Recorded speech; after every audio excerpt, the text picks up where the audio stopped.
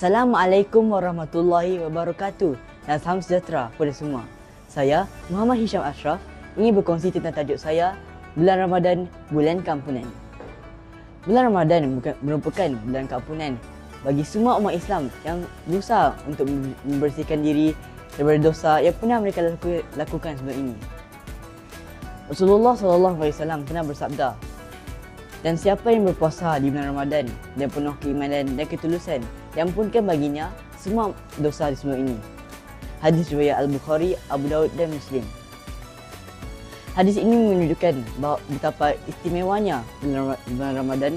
Lebih-lebih lagi mereka berpuasa sepanjang bulan Ramadan ini, hinggakan segala dosa yang pernah mereka lakukan sebelum ini diampunkan oleh Allah Subhanahu Wa Taala.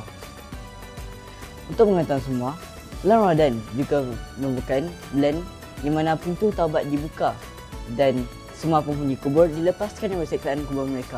Masya Allah, betapa maha pengampunnya dan cintanya Allah kepada hambanya. Allah Subhanahu Wa Taala berfirman dalam surah An-Nisa ayat ke-31, dan bertaubatlah wahai orang beriman supaya kamu antara orang yang beruntung. Ayat ini jelas menunjukkan bahawa mereka yang bertaubat kepada Allah dijanjikan dengan balasan yang baik, manakala mereka yang enggan bertaubat dan masih melakukan dosa pasti mendapat sebuah azab yang amat pedih. Walau bagaimanapun, kita sebagai makhluk masih berkeras hati untuk melakukan kegiatan maksiat. Astaghfirullah.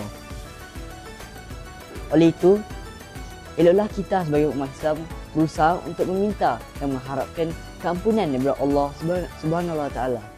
Sekian, wabillahi taufiq wal hidayah. Assalamualaikum warahmatullahi wabarakatuh. Sekian, terima kasih.